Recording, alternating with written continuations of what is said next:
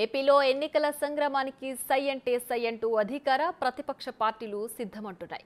ఈ క్రమంలోనే సీట్ల వ్యవహారంలో జనసేన టీడీపీ నేతలకు ఊహించని షాక్ ఇస్తున్నారు. వైసీపీని గద్దె దించేందుకు పొత్తుల్లో త్యాగం చేయక తప్పదని అటు పవన్ ఇటు చంద్రబాబు నేతలకు పిలుపునిస్తున్నారు. అయినప్పటికీ అధినేతల మాటలను బేఖాతరు చేస్తూ పలుచోట్ల అభ్యర్థుల విషయంలో నేతలు ధిక్కార స్వరం వినిపిస్తున్నారు. ఓవైపు అభ్యర్థుల విషయంలో పునరాలోచించాలని పలువురు నేతలు విజ్ఞప్తి చేస్తుంటే, మరోవైపు మరికొందరు మాత్రం తగ్గేదేలే అంటూ ఇండిపెండెంట్గా సైతం బరిలోకి దిగేందుకు రెడీ అవుతున్నారు.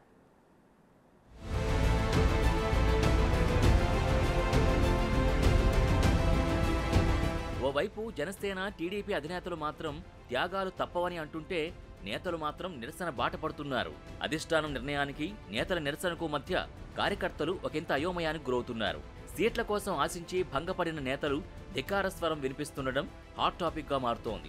ఒకరి తర్వాత మరొకరు అన్నట్టు రెండు పార్టీల్లో నేతలు ఒక్కొక్కరిగా అసమ్మతి సెగ రాజేస్తున్నారు. ఈ ఊహించని పరిణామాలతో ఏపీ పాలిటిక్స్ మరింత హీటెక్కుతున్నాయి. అసంతృప్తుల జాబితాలో ముందుగా జనసేన నేత పోతిన మహేష్ ఏకంగా నిరాహార దీక్షకు దిగారు. తనకు సీటు కేటాయించాలంటూ విజయవాడ పశ్చిమ నియోజకవర్గంలోని జనసేన కార్యాలయంలో తన అనుచరులతో కలిసి దీక్షకు దిగారు. జనసేన అధిష్టానం 18 స్థానాలకు అభ్యర్థుల్ని ప్రకటించింది. అయితే విజయవాడ వెస్టు సీటును మాత్రం ప్రకటించలేదు. ఈ సీటు బీజేపీకి వెడుతుందనే ప్రచారం జోరుగా జరుగుతోంది. ఈ క్రమంలోనే తనకు సీటు ఇవ్వకపోతే స్వతంత్ర అభ్యర్థిగానైనా బరిలోకి దిగుతానని గతంలో ప్రకటించారు. ఇప్పుడు నిరసన చేయడంతో ఈ సీటు వ్యవహారం కూడా హాట్ టాపిక్ గా మారింది.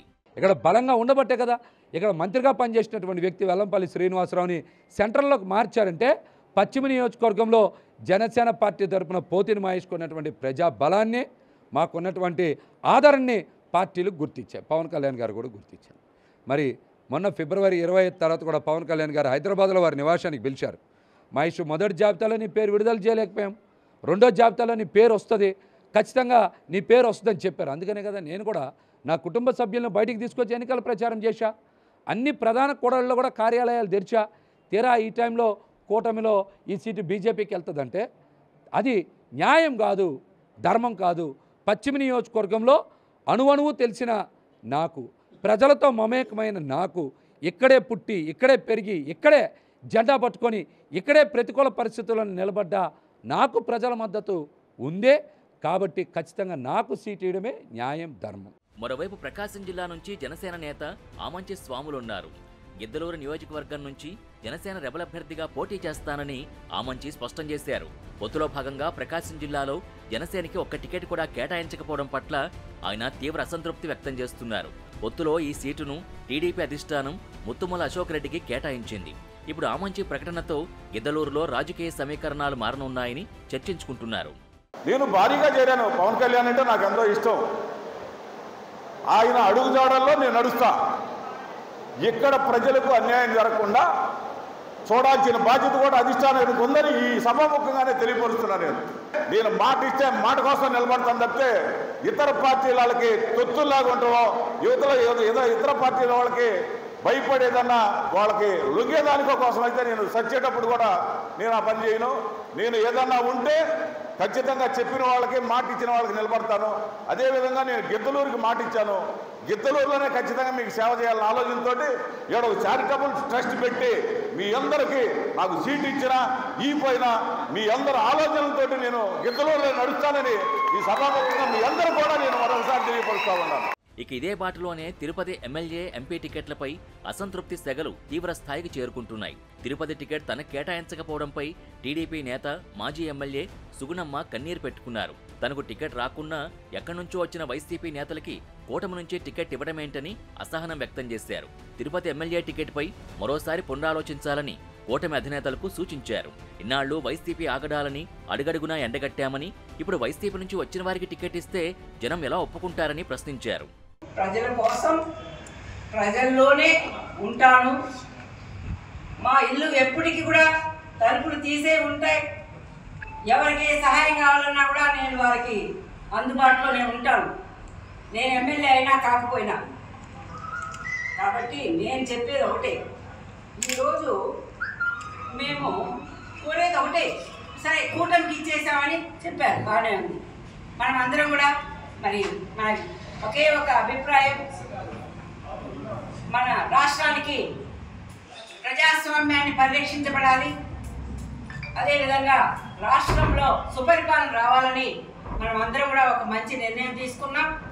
ఆ నిర్ణయానికి ఎవరైనా కూడా తలొగ్గి మనం పనిచేసి మన ధ్యేయాన్ని మనము నిర్వర్తించుకోవాల్సిన అవసరం ఉంటుంది. కాబట్టి అలాగే జనసేన కేటాయిస్తే కూడా మన తిరుపతి నగర తెలుగుదేశం క్యాడర్ అంతా కూడా అలాగే ఉంది. చిత్తూరు ఎంపీ టికెట్ విషయంలో కూడా గందరగోళం ఏర్పడింది. టీడీపీ పార్లమెంటు ఎస్సీ సెల్ అధ్యక్షుడు పీటర్ పార్టీపై ధిక్కార స్వరం వినిపించారు. చిత్తూరు ఎంపీ టికెట్ విషయంలో పీటర్ అధిష్టానం పునరాలోచించాలని అన్నారు. పార్టీకి సేవ చేస్తున్న వారిని కాదని, ఎక్కడి నుంచో వచ్చిన వారికి సీట్ ఇవ్వడం కరెక్ట్ కాదని వ్యాఖ్యానించారు. స్థానికులెవరూ లేరని, ప్రకాశం జిల్లా నుంచి అభ్యర్థిని తెచ్చి పోటీలో పెట్టారని విమర్శలు గుప్పించారు. నియోజకవర్గంలో 85% మంది తమిళ ద్రావిడులే ఉన్నారని వ్యాఖ్యానించారు. తన అనుచరులతో చర్చించి భవిష్యత్తు కార్యాచరణపై నిర్ణయం తీసుకుంటానని వెల్లడించారు. 500-600 కిలోమీటర్లు పక్కన బాపట్ల నుంచి ఒక మనిషిని ఇంపోర్ట్ చేశారు. ఇది ఎంతవరకు న్యాయమని మాకు తెలియదు. ఈ పార్టీలో మేము కష్టపడినాము. నాలాంటి వాళ్ళకి ఒక మళ్ళీ పరిశీలన చేసి నాలాంటి వాళ్ళకి టికెట్ ఇస్తే ఎంపీ టికెట్ డెఫినెట్గా ఈ 7 ఎమ్మెల్యేలు కూడా తప్పకుండా గెలుస్తారు. మీరు దయవుంచి ఒక మరుపరిశీలన చేయాలని చంద్రబాబు గారిని నేను పార్టీ అధిష్టానాన్ని కోరుతున్నాను. జనసేనలో మహిళలకి విలువ లేదని ఆ పార్టీ రాష్ట్ర కార్యదర్శి పోసపల్లి సరోజ ఆరోపించారు. జనసేన అనేది ఒక రెసిడెన్షియల్ కాలేజీ లాంటిదని, దానిని ఒక కార్పొరేట్ ఆఫీసులా నడుపుతున్నారని విమర్శించారు. ఈ మేరకు పార్టీ రాష్ట్ర కార్యదర్శి పదవికి రాజీనామా చేశారు. పవన్ కళ్యాణ్ చుట్టూ కాపు కోటరీ ఒకటి ఉందని, నాదెండ్ల మనోహర్ తెలుగుదేశం కోర్ట్ అని ఫైర్ అయ్యారు. పార్టీ కోసం ఎప్పటినుంచో పనిచేస్తున్న వారిని కాదని, కొత్తగా వచ్చిన వారికి సీట్లు కట్టబెట్టడమేంటని మండిపడ్డారు. నేను ఒక్కటే ప్రశ్నిస్తున్నాను, నాదెండ్ల మనోహర్ గారు పార్టీని ఏం చేయాలనుకుంటున్నారు? ఆయన ఒక కోవట్, ఆయన ఒక కోవట్, తెలుగుదేశం పార్టీ నుంచి వచ్చిన కోవట్ నాదెండ్ల మనోహర్ గారు. ఈరోజు చూసుకుంటే అండి, జనసేనకి ఇచ్చిన దగ్గరికి ఒక 18 సీట్లు కన్ఫర్మ్ అయినాయి అండి. 21లో 18 సీట్లు కన్ఫర్మ్ చేశారు. అందులో 9 మంది కాపులు ఉన్నారు. 18 సీట్లు 9 మంది కాపులు ఉన్నారు. 3 బీసీలకు ఇచ్చారు. విశాఖ సౌత్ ఒకటి, నరసాపురం ఒకటి, అనకాపల్లి ఒకటి. వీటిల్లో కొనసాల రామకృష్ణ గారు కానివ్వండి, ఆ వంశీకృష్ణ యాదవ్ కానివ్వండి, లేదంటే కొత్తగా వచ్చిన తిరుపతికి సంబంధించిన ఆరాణి వీళ్ళ బాలశౌరి గారు అక్కడ ఎంపీ కానివ్వండి, వీళ్ళందరూ కూడా పార్టీలో కొత్తగా వచ్చారు. 10 సంవత్సరాల నుంచి కష్టపడుతున్న పార్టీకి సంబంధించిన వాళ్ళు ఎందుకు కనిపించట్లేదు? ఈరోజు కొత్తగా వచ్చి టికెట్లు పట్టుకెళ్ళిపోతే వాళ్ళకి మేము వెనకాల ఊడిగం చేయాలా? ఎన్నికలు సమీపిస్తున్న తరుణంలో నేతలంతా రివర్స్ అవుతుండటం సర్వత్రా చర్చనీయాంశంగా మారింది.